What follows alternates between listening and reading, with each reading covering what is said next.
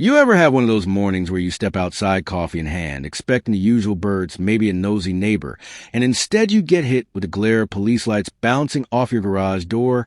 Yeah, that was me standing there in my slippers while two patrol cars blocked my driveway like I was public enemy number one.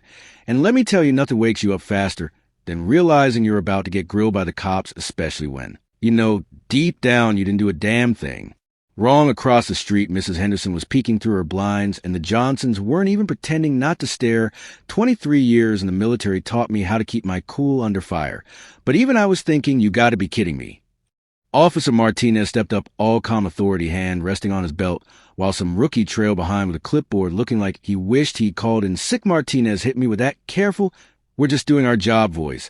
Said they'd gotten complaints from my homeowners association about violations, ignored notices, unpaid, dues, the whole 9 yards. I looked at him, then my perfect lawn, then back at him, and all I could do was laugh. See, here's the punchline. I bought this house because it's not in any HOA. That was my one non-negotiable after years of government bureaucracy where one wrong signature could ruin your life. I learned to read the fine print. I checked boundaries, deed restrictions, talked to attorneys.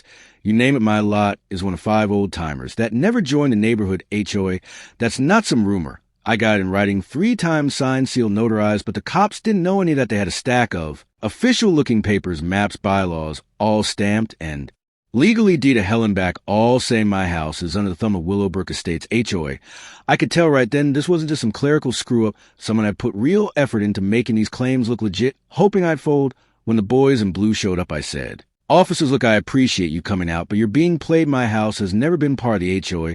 I bought it that way on purpose." The rookie started fidgeting. Martinez kept scanning his paperwork, and I could see it dawning on them that this wasn't going to be the simple drive-by they'd been promised. Now, let me back up a sec. The HOA started bugging me not long after I moved in. First a welcome letter in a dues invoice trash, and then a late fee notice, same treatment by the third one. This one with threats about my mailbox, my shed, even my garden. I realized someone either didn't know the boundaries or more likely was just flexing. I'd spent most of my adult life dealing with pencil pushers who only had power because people let them hear it was a bunch of neighbors playing king of the block. Then came Margaret Winters, picture a retired principal who thinks she still runs a school.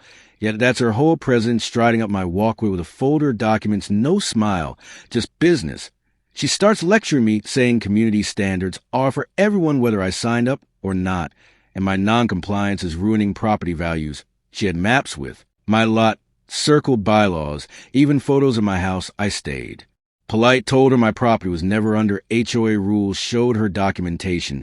She brushed it off like I was splitting hairs and said if I didn't play ball, things would escalate. That's when I started keeping a file. Every letter, every photo, every slow driver-be documented. Military life taught me when someone tries to push you around, be ready to fight back. But keep it by the book. The HOA didn't stop. They ramped it up. Letters got nastier. Suddenly, I owed $3,000 in back dues. My American flag was too large. My mailbox was the wrong shade of black. It wasn't my garden. Violated landscaping codes that didn't even exist. My favorite. They said my dog was barking too much. Only problem, I don't own a dog at this point. It was clear they were just making stuff up to see what might stick. Most folks would cave, pay the fee, change the pay, be done with it. But I'd seen bullies before. They only stop when you stand up. Then it got personal. Margaret started walking by, talking loud on her phone about my violations, giving tours to board members that just happened to pause in front of my house. She wanted the neighborhood to see me as a problem.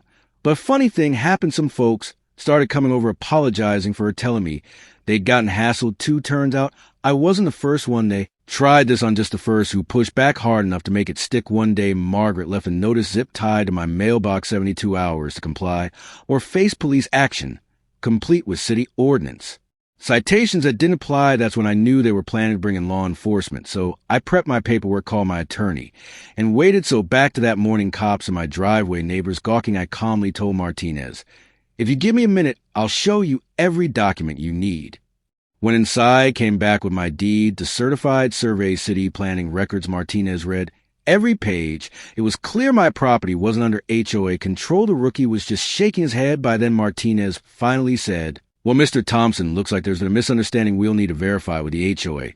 But I appreciate your thoroughness." I handed over a folder, every letter, every threat, every certified response I'd sent. "This is 6 months of harassment," I said, "and this isn't the first time."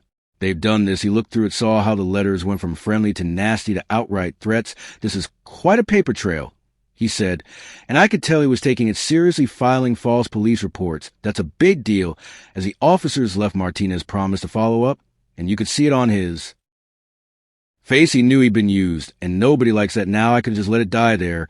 But these people had crossed the line.